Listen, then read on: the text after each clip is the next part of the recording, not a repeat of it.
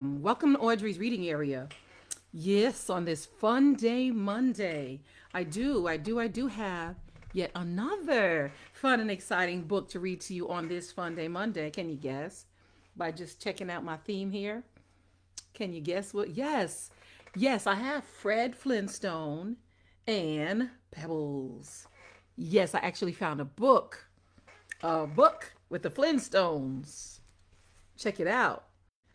The Flintstones, the movie storybook with photos from the motion picture.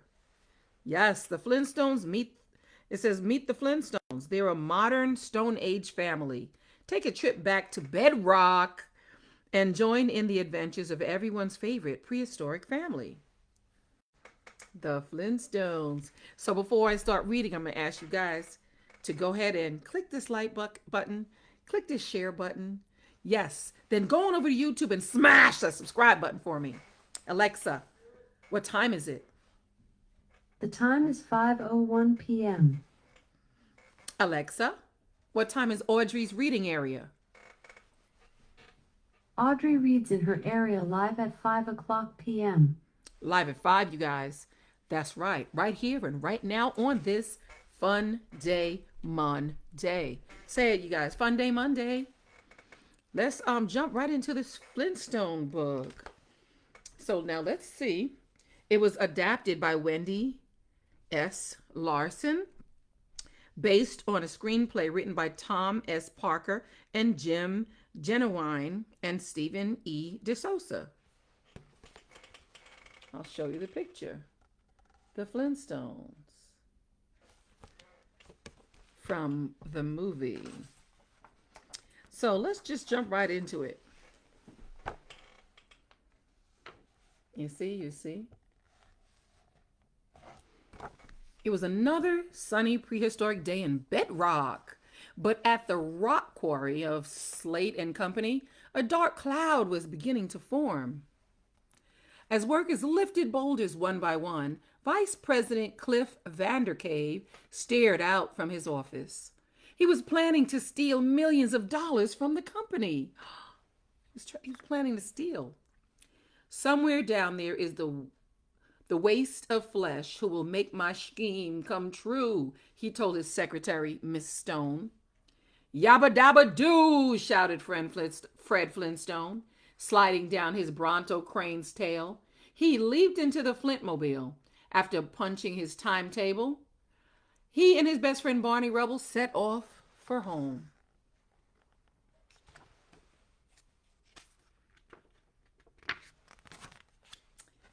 Barney turned on KAVE radio, their favorite station. It played the best music. We're going to twitch around the clock tonight in Bedrock. Twitch, twitch, twitch, twitch. When they sang that song, I thought it was twist, but I guess it's twitch, twitch. Sang Fred and Barney, swaying to the beat, like how I was just doing, swaying to the beat. You know, Barn, I really dig rock, Fred said, bouncing in his seat. Me too, for a living, laughed Barney. He rumpled up Fred's hair and annoying him. Sorry, Fred, I'm so excited. I'm going to be a father. Barney paused for a moment. And we owe it all to you. Betty and I never would have been able to adopt without the money you gave us. Fred smiled. But deep down, he was nervous. He hadn't told Wilma about giving Barney the money. Uh-oh. Wilma! I'm home, shouted Fred, stepping into his house. And before he could even put his lunchbox down, Dino was all over him. No, no, bad boy, he yelled, trying to get away from Dino's big wet tongue. Fred, do you have to get Dino so wound up when you come home? Asked Wilma, walking into the room. Pebbles giggled. Fred gave them both a kiss and settled into his Barco lounger chair. It felt good to relax. That's Dino. Giving him the wet tongue. That's Fred and Barney. He didn't relax for long. The Flintstones' Pigosaurus garbage disposal was not working properly. So Wilma had gone to buy a new one, but the money had disappeared from their savings account. Fred, do you have any idea why there's no money in our account? She asked him. But Fred ignored her and headed for the kitchen. Uh-oh. All right, you say ah, he told the Pigosaurus. Reaching his hand, he pulled out a slimy, bent-up fork. The Pigosaurus coughed in relief. See him? That's the garbage disposal. He's cleaning it out, sticking his hand in there, and he pulled out a bent-up fork. Wilma was upset. Fred, we scrimped and saved for that money, and you go out and blow it on some harebrained scheme? I gave our money to Barney, Fred said, closing his eyes. Fred Flintstone, Wilma said, her voice rising. She stomped her foot. Wilma, without the money, they wouldn't be able to adopt a baby. After catching her breath, Wilma put her hands in Fred's. She stared into his eyes. What you did was the sweetest, most generous thing I've ever heard.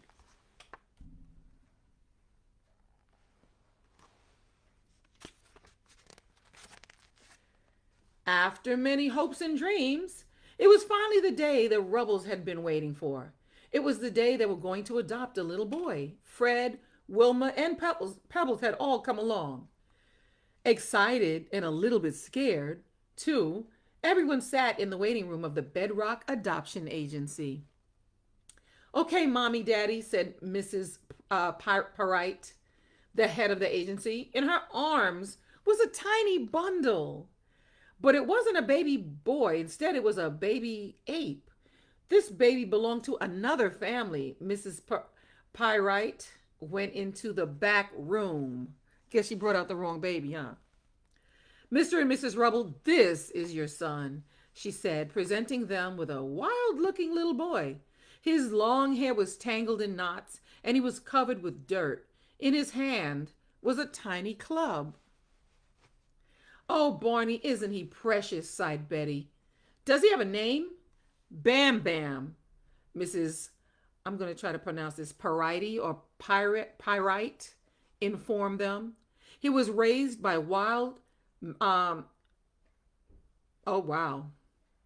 mastodons, wild mastodons. The Rebels were determined to give him a good home. Just as Bam Bam made his way toward his new family, Wilma took out her camera. Flash, that would probably be me taking all these pictures. The light scared Bam Bam, clubbing Barney in the stomach. Bam, bam! Bam Bam jumped out of the window and ran off down the street. Drivers slammed on their feet to avoid hitting him. The Rubbles and Flintstones were in hot pursuit. Wow.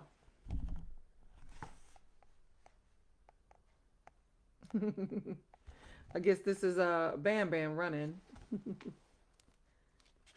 In hot pursuit. That means they were chasing him. Thank goodness they caught him.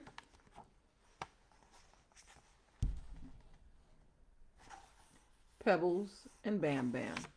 Thank goodness they caught him. Not only were there lots of changes for the Rubbles, there were lots of changes for Bam Bam, too. He had his first bath and his first haircut. He wore clothes for the first time. But best of all, Bam Bam found a new friend, Pebbles. Aw. A few nights later, the Interlodge Championship was held at the Bedrock Bowl-O-Rama. Fred and Barney's team, the Water Buffaloes, was up against the Missing Links. Okay, Brother Flintstone, we need a strike to win, Barney said excitedly. Can you do it? Fred rolled his eyes. Hey, is the earth flat?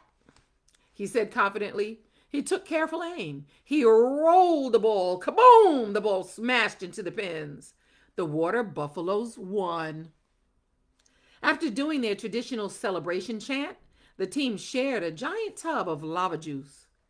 I'd like to propose a toast, declared Barney, to not only a great bowler but a great human being. I owe my son to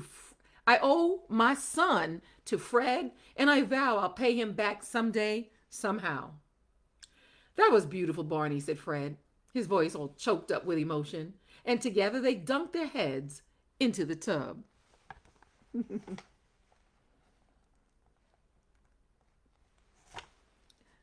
Bolorama. Fred was having such a good time with his buddies that he ended up staying out a little later than he'd planned. Trying to be quiet, he carefully tiptoed through the house. Crash! Pebbles had left one of her toys on the floor. With a giant thud, Fred landed flat on his back. Look at him, drunk as a skunkosaurus. It was Pearl, Wilma's mother, and one of Fred's worst nightmares. Wilma hurried in and began helping Fred up. What's that old fossil doing here, he asked. Looking after my daughter and grandchild while you're out with a bunch of Neanderthals, huffed Pearl, shaking her fist at Fred. Oh, really? Said Fred in his most insulting voice. For your information, the lodge no longer accepts Neanderthals. Enough, Wilma exclaimed. It was no fun to hear them argue. You know, Wilma, you could have married Elliot Bridgestone, the man who invented the wheel, said Pearl, shaking her head. But instead, you picked Fred Flintstone, the man who invented the excuse. I'll show her, vowed Fred. I'll show her. I'll show everybody. Yes.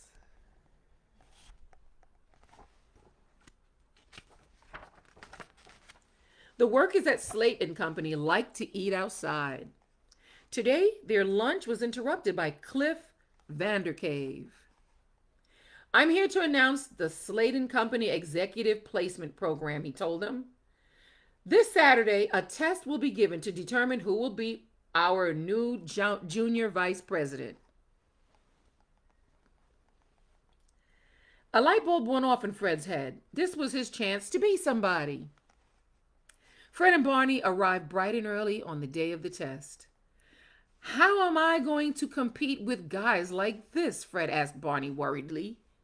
I'm not the executive type. My father was a quarryman, and my grandfather was a quarryman, and his grandfather was an amphibia. To calm Fred down, Barney decided to stay and take the test with him. You will have 1 hour to complete the exam. Please carve all answers with a well-sharpened number 2 chisel. Not pencil, chisel. Cliff told the test takers. Chisels down, called Cliff after exactly 1 hour. Poor Fred tried to chisel in a few more answers. He knew he hadn't done well. As Barney turned in the test tablets, he saw that Fred's test had many mistakes. Barney remembered his promise to pay Fred back for the adoption money. This could be the way. Glancing around the room, Barney quickly switched his test with Fred's. Wow. Talk about a good friend. Right? Talk about a good friend. Switched his test with Fred's. Wow. The test results are in, announced Cliff to the crowd. The new junior vice president is Mr. Fred Flintstone. Fred couldn't believe it. He leaped into the air, clicking his heels together. Yabba dabba doo! Smiling to himself, Barney gave Fred a congratulatory hug. He had found a way to pay Fred back. Well, what do you think? Fred asked Wilma, Pebbles, and Dino. It was Fred's first day on his new job. His hair was slicked back, his hands were clean, and he had on a bright, brand new suit. Daddy pretty, laughed Pebbles. Wilma and Dino looked at Fred adoringly. So, Fred, what do I call you now, Mr. Flintstone, sir? Barney asked, tipping his hard hat. Nah, a simple Your Highness will do, Fred joked. The two friends laughed. No, Barney, I'm not going to be one of those guys who makes it and then forgets where he came from. First thing I'm going to do is get everyone some vacation time. And then maybe a health plan with free foot care. You know what I wish you could get for us, Barney asked. Call it a dream. I wish we could have those little packets of ketchup in the lunchroom. Hey, I'm just one man, replied Fred, and then they arrived at the quarry. Go get 'em, big guy, said Barney, giving Fred a pat on the back. And with that, Fred proudly headed off into the office of Slate and Company. Dino. Pebbles. Headed off into Slate and Company. Wow, I hope you guys are enjoying this Flintstone book. The Flintstones. They're a modern Stone Age family. That's how the song goes. Cliff gave Fred a phony, warm welcome and led him down the hallway to his big new office. His pretty secretary, Miss Stone, was there to greet him. Mr. Flintstone, I just want you to know I enjoy working long hours, late nights, even weekends, she said in a deep voice before leaving the room. Finally alone, Fred relaxed, putting his feet up on his desk. He pretended to dictate a memo. Executively yours, Fred Fly, he yelled, flipping backwards in his chair. Are there 6 or 7 eyes in Fly? He inquired a snippy voice. It was the dictabird. Fred stood up and stared. The dictabird. That's the pretty secretary. And that's the dictabird. It was hard to believe that yesterday he was a rock digger. Today he had his own office, his own desk, and his very own dictabird. Take notes for him. Fred is the greatest bowler on earth, Fred announced. Fred is the greatest bowler on earth, repeated the dictabird. It was getting a bit tired of Fred's fooling around. Just then, Cliff strutted into the office. So, Flintstone, ready for your first executive action? Ready and willing, said Fred, full of enthusiasm. Good. I want you to fire Bernard Rubble, Cliff told him. Fire Barney? That was one thing that Fred just couldn't do. He scored the lowest on the test. We can't afford to keep him around. Look, Flintstone, if you don't fire him, I will. Oh boy. What would you guys do? Wow. It was a long drive home that night. Fred didn't know how he was going to break the news to Barney. But before he could come up with an explanation, they arrived at the Flintstones' house and a surprise party. Friends from far and near had gathered to congratulate Fred on his new promotion.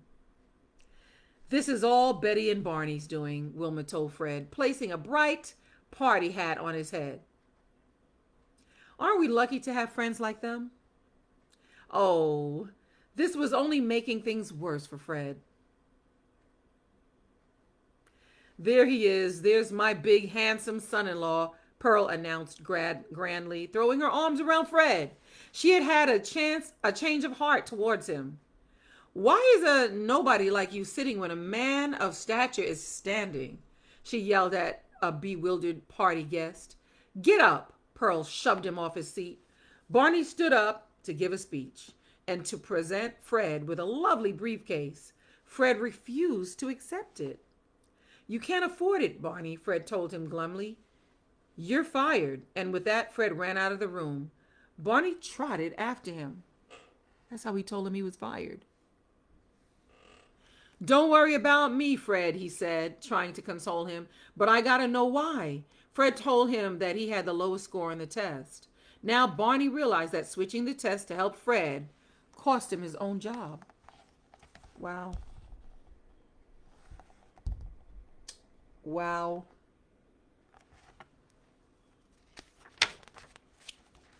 At an early morning meeting at Slate and Company, Cliff announced a new idea. steam-powered conveyor belts to move the boulders from place to place. On the conference room table was a model of what the new system would look like. Tiny boulders shot out of a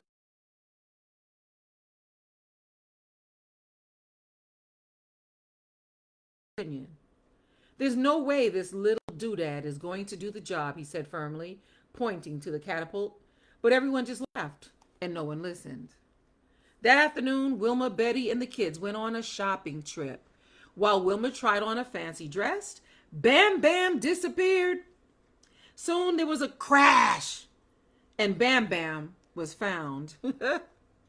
Betty handed her credit card to the store manager to pay for damages, and he told her that the card was no longer any good. Wilma paid for everything. They headed over to a nearby park. As Pebbles and Bam Bam played, Betty tearfully confessed, "We've nearly spent all of our savings. What if the adoption agency finds out?" Wilma hugged her friend. She'd always be there for her. Wow. This is what the new thing's going to look like. And this is Betty and Wilma shopping with the kids.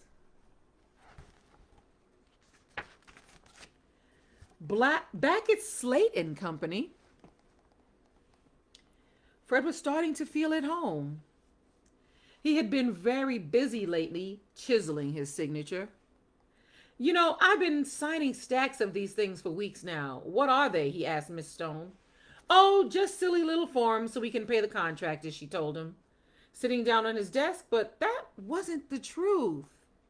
The forms were really firing notices for all of Fred's friends. Suddenly, the dictabird cleared its throat, and Fred looked up to see an annoying Wilma in the doorway. She held Pebbles in her arms. Frowning Wilma waited until Miss Stone left the room. She had come to talk to Fred about the Rubbles. Barney hadn't found a job, and they had to rent out their house to make ends meet. Where were the Rubbles going to stay? Fred wondered. Wilma smiled. She knew just the place.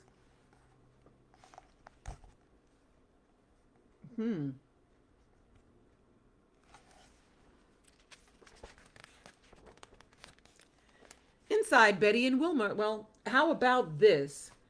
The Flintstones and Rubbles under one roof, said Fred, flipping a huge Bronto steak. "You know, Fred, it's just temporary," Barney reminded him. "It better be," Fred laughed and slapped Barney on the back. Barney tried to smile, but it wasn't easy. It wasn't easy. Inside, Betty and Wilma were busily tossing a salad, or trying to. Each of them had their own idea of how it should be done. And Pebbles and Bam Bam were fighting. What was happening to everybody?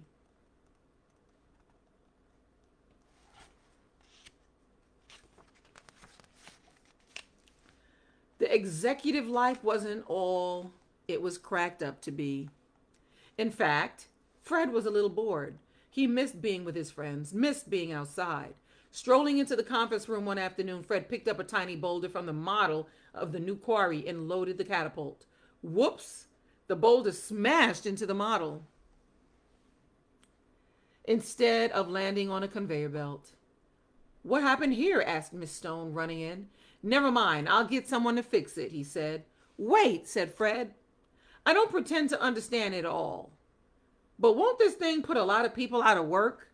he asked. Miss Stone pretended not to know, but deep in her heart, she knew Fred was right.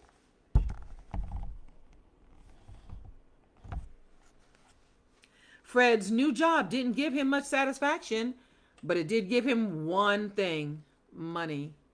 He was earning more sand dollars in a day than he'd earned in a whole week as a quarryman. The Flintstones were in the lap of luxury. They installed a pool and redecorated their house. Wilma began wearing fancy pearls and sported a new hairdo. Pebbles had more toys than she could ever play with. And Fred brought a beautiful new car, a Le Sabertooth 5000. Le Sabertooth 5000. Who said money doesn't buy happiness? Fred asked Wilma, grinning from ear to ear. Wilma was not so sure. Isn't this too much too fast? She wondered aloud. Fred shook his head. Wilma, in the buffet of life, there's no second helpings. And with that, Fred gave Wilma a big kiss. Life was not so easy for the Rubbles. You know, honey, life's funny, Betty sighed. One minute people are your best friends, then the Flintstones have changed. Barney, and I hardly know them since Fred became such a big shot. Barney didn't have much to say. All he could think of was that he should be the one driving a new car. Wearing new clothes, and drinking pineapple passion punch. If only he hadn't switched the tests.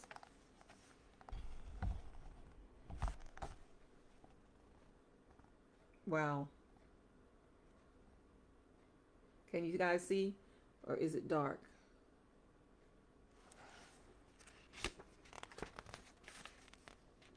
A few days later, the Flintstones were treating the Rubbles to a fancy dinner at Cavern on the Green.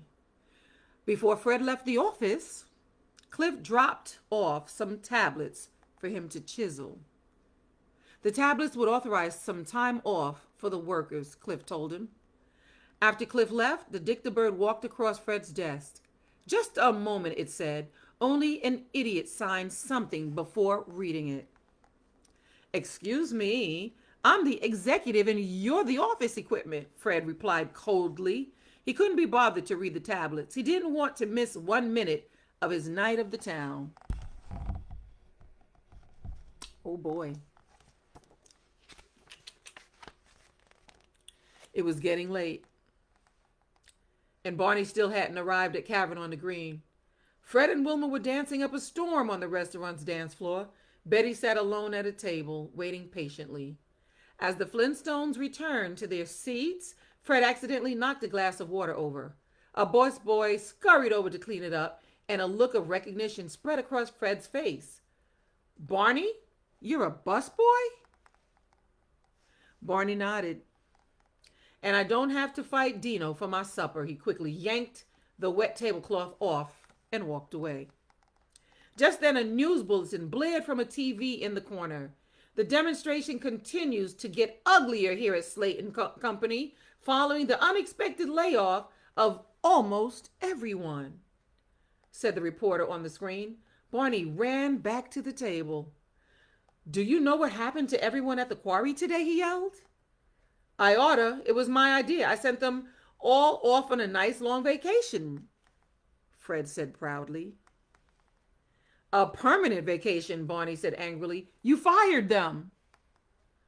I didn't do that, stammered Fred. He and Wilma were both stunned.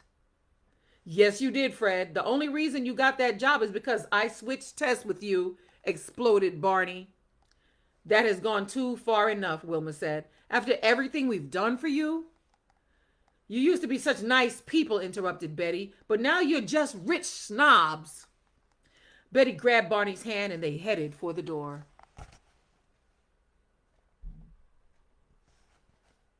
Wow.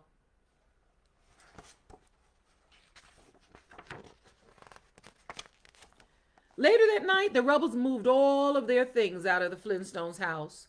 Wilma couldn't stand it. Fred, say something, she pleaded. Aren't you the least bit sorry? You bet I'm sorry. Sorry that I ever met that little moocher, Fred answered angrily. Who needs the Rubbles? I do, cried out Wilma. But what I don't need is this necklace or this lamp or the TV. Wilma threw all of their new things onto the floor. Fred couldn't believe it. He'd never seen Wilma so angry. Dishes were flying, lamps were breaking. Dino hid under the sink with the Pigosaurus. A few moments later, Wilma, in her old clothes, headed out the door. She was on her way to Pearl's, and Dino and Pebbles were with her. Wait, called Fred, but his words were lost in the wind. The next day, Fred stormed into his office. One by one, he went through the files. He threw the tablets onto his desk.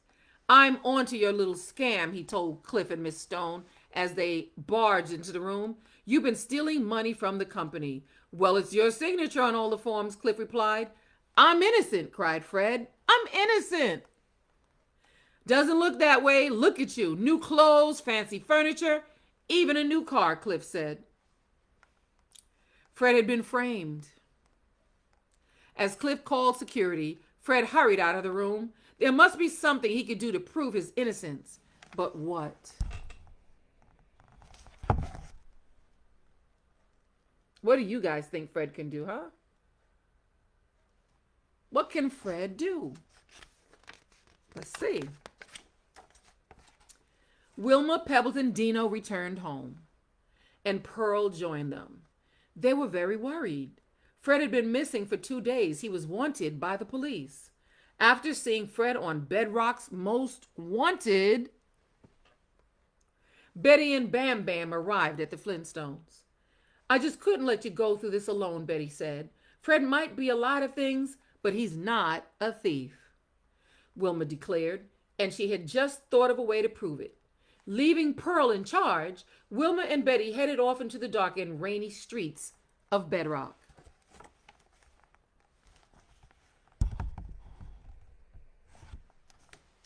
Wilma and Betty tricked the guard at the Slate and Company building. Then they slipped inside and found Fred's office. Come on, wake up, Wilma whispered to the dictabird, snapping her fingers. You're the only one who can clear my husband. But the dictabird stuck out its tongue and went back to sleep. Betty had no patience for that kind of behavior. She grabbed the dictabird by the throat, and she and Wilma ran out of the building. At that very moment, Cliff and Miss Stone were taking hundreds of sand dollars from the office safe. Everything was all set. Then Cliff saw Wilma and Betty running from the building. They had the dictabird. They had the dictabird. Son of a bronchosaurus, shouted Cliff, running out after them. Oh, boy. Oh, boy. Cliff wasn't the only one running. Fred was being chased by an angry mob. He was wearing a disguise, but that didn't stop him from being recognized. Turning the corner, he ran straight into another mob. There was nowhere left to run. Stone him! Call him names, howled the angry crowd. Just as they were about to tie Fred up to a tree, soft music drifted through the air. A large white truck pulled up to the crowd. Anybody want a snow cone? It was Barney. He had arrived in the nick of time, but the crowd didn't want to listen to him. They started to tie him up too. I thought you came to save me, cried Fred. Save you? I saw a crowd. I figure I could sell a few snow cones, Barney replied. He still hadn't forgiven Fred for his remarks in the restaurant. Look, Barn, I know you're a little mad at me, but if I have to have someone hanging beside me, I'm glad it's you, Fred said softly. Barney shrugged his shoulders.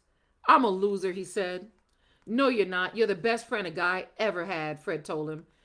And he meant it. Straining against the ropes, they shook pinkies. Snow cones. Fred Flintstone.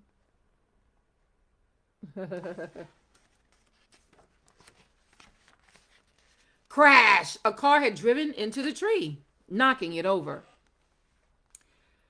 Out leaped Betty and Wilma. They perched the dictabird on a boulder. Everybody, listen to him. Listen to the dictabird. Listen to him, Wilma shouted to the crowd. But the dictabird didn't want to speak. It wanted an apology from Fred.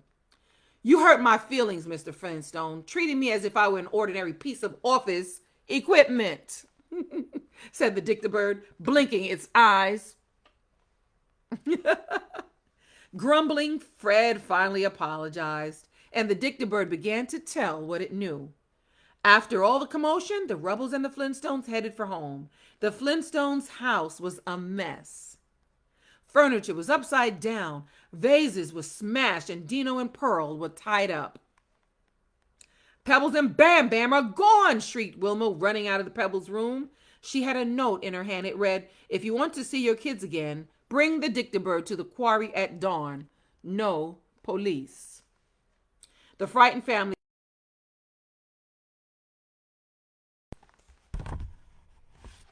Oh, wow. As the sun rose over the town of Bedrock, Fred, Barney, and the Dictabird arrive at the quarry. Cliff stood behind a catapult, his hand on the power switch. The catapult was used to shoot boulders onto a conveyor belt. Then they would move ahead to a giant rock slicer. But now there weren't just boulders on the belt. Bam Bam and Pebbles were there too. Oh, snap. Fred promptly handed the Dictabird over, but Cliff turned on the power anyway. The conveyor belt began to move. Barney ran toward the children, scrambling up to reach them. He hit his head on the machine. He was out like a light. Now it was all up to Fred to save them. But how? How? Suddenly, Fred remembered the mini catapult on the conference room. There was something he could do. Groaning under the pressure, Fred pushed the catapult into a new position. Pipes began to burst. Steam and smoke filled the air. Pebbles and Bam Bam were crying. They were crying. Aw. Meanwhile, Miss Stone had shown up. She realized what she and Cliff were doing was wrong, and she had come to help. As Cliff struggled with the Dictabird, Miss Stone hit Cliff over the head with a bag of sand dollars. Crossing their fingers, Miss Stone and the Dictabird watched Fred. Aww.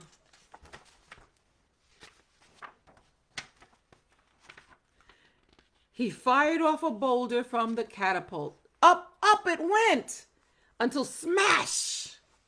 The boulder crashed onto the machine. The water and crushed rocks came spilling out. The machine was destroyed, and at that moment, Barney came to. It means he woke up. Barney woke up. He grabbed the kids and he jumped to safety. Yabba dabba doo! Shouted Fred, leaping into the air. Miss Stone and the Dictabird hugged each other.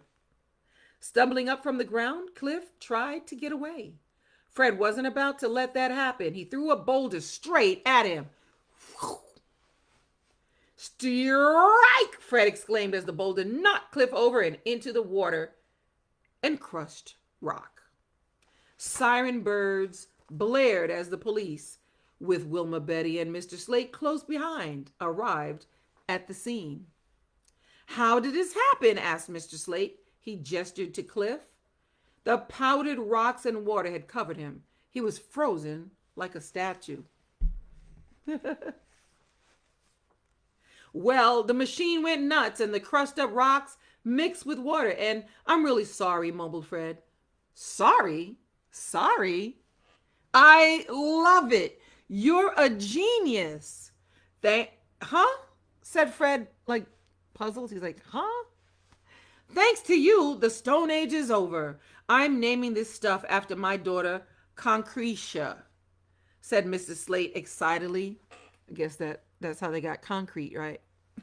Concretia said, hire everybody back. You're our new president of the concrete division. Wow. He got hired as the new president of the concrete division. But this was one offer Fred had to refuse. All my life, I wanted to be somebody. When it happened, I became somebody I didn't like, he explained. And even though the new job would make him richer, he didn't care. He had something that all the sand dollars in the world couldn't buy. Wilma and Pebbles and Dino and the best friends in the world, Betty and Barney. I would like a few things, though, Fred said. Vacations for everybody. And most important, I'm guessing he means paid vacations for everybody, right? And most importantly, those little packets of ketchup in the lunchroom. Done, replied Mr. Slate. He waved as everybody trooped off for the Flintmobile. He waved. Fred, I'm so proud of you, said Wilma. And I'm proud of you, Betty told Barney, squeezing his arm. Fred and Barney grinned. These two old friends had a lot to be happy about. They had their old jobs back. They had the most wonderful families, and best of all, they had each other. The end. The Flintstones, you guys. The Flintstones and the Rebels. They had each other. The end. Wow. The Flintstones. Wow. I hope you guys liked or loved this story taken from the movie, The Flintstones. Thank you, thank you, thank you for being here. Thank you, Mom. Her name is Beverly. Thank you, Mom. Thank you, Dino. Oh, Dino. Dino, you would tune in when we're reading the Flintstones and they have a pet named Dino. But Dino, thanks for tuning in.